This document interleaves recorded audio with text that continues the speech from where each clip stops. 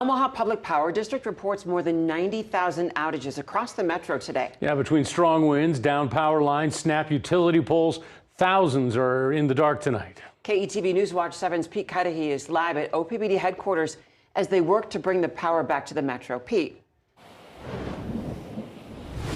Rob, Julie, OPPD says that this storm has had one of the biggest impacts on power in Omaha's history. At its peak, over 97,000 people out of power, making this one of the 10 most impactful storms in Omaha's history.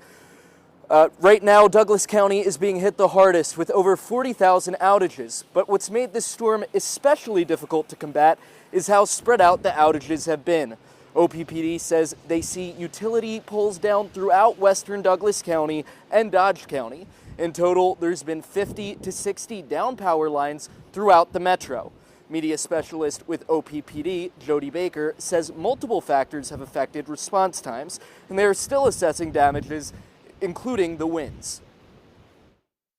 Travel conditions and just the extent of the damage, how many customers are out and across such a broad area of our 13 county service territory have made that a little bit challenging, but we hope to have a better idea soon. We are seeing lots and lots of wind damage to power lines, snapped utility poles, damage to our transmission equipment, trees that are down, all kinds of issues that are contributing to these outages.